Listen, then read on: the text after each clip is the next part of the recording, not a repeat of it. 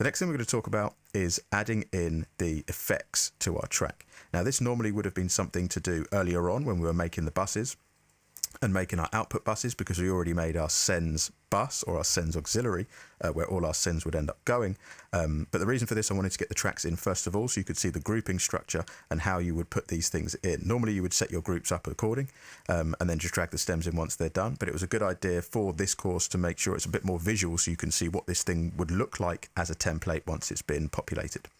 So underneath our sends, we're going to start to add in now some effects buses. Now this is electronic music based, and the main thing to think about is the kind of effects that you're going to want to use. Staying efficient, staying nice and quick. One of the best things you can do is not give yourself too many options, but have options just enough to give yourself some flavor, or some flavor options, rather than just pointless because you've got the plugin, you might as well use it options. So for this, we'll press Shift, Command and N to bring up the new tracks. And here we're going to make 6 stereo auxiliary tracks. Now these 6 stereo auxiliary tracks, we'll call these effects. Let's open these up here. And now here, out of our 6, we're going to pick 2 reverbs, 2 delays, 1 parallel bus and 1 modulation bus. So first of all, let's go to effects 1 and we'll call this verb 1. We'll go next, verb 2, delay 1, delay 2, we'll call this para for parallel, and then mod for mod. All of these now are going to reach our sends bus, because these are our send effects bus. We're going to then put these just underneath where the sends are, just here, but we're going to make sure that the whole group of these has their own color, so it's kind of color coordinated again, and we're just going to make these sort of an off gold color. Again, it's completely up to you what you go for, but generally this is how I would sort mine out. You would then populate this with your desired effects.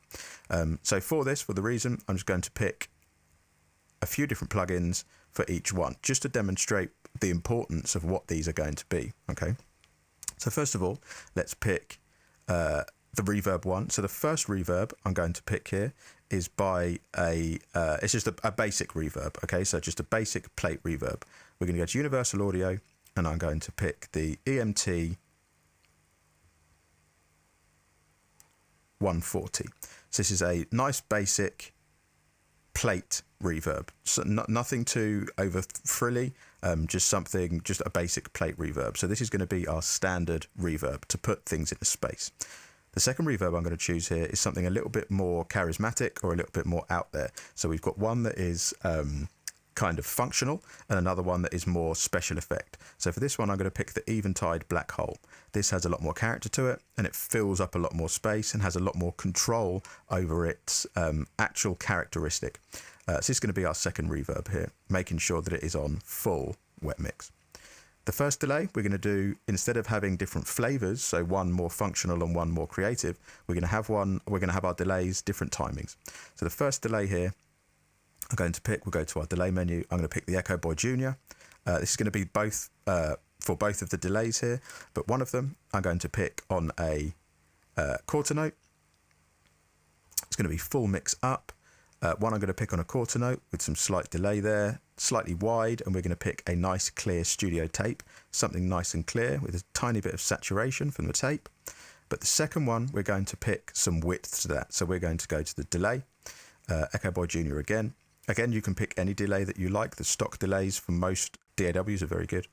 Here we're going to pick a half note, mix full again, but we're going to pick ping pong on this, and we're going to make this cheap tape with a lot of saturation. So 2 different flavors. When it comes to the low cut and high cut, that is completely up to you how you want to EQ these delays. I'm purely showing the options.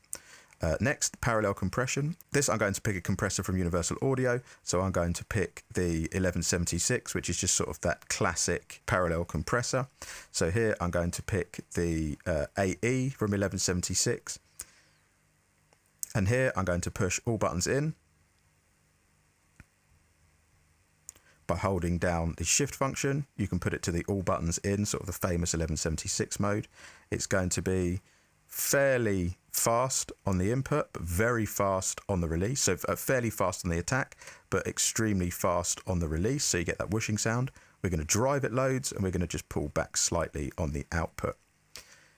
The last bus for the modulation is going to be some form of thickness and width that we're going to add. This is going to be great for adding to vocals when it comes to choruses and so on. So for this, we're going to pick a chorus effect. I'm going to go back down to Universal Audio and pick the Brigade chorus, which is kind of like a pedal emulation. And this, again, is just purely going to be there for flavor to bring in every so often.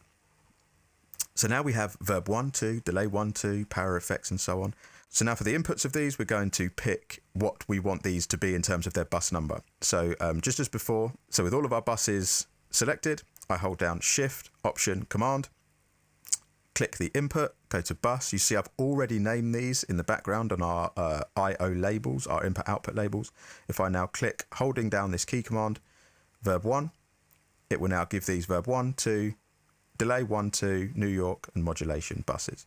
These are then all going to feed the sends bus, which is here, which is then going to go to the submix, which is then going to feed our main output.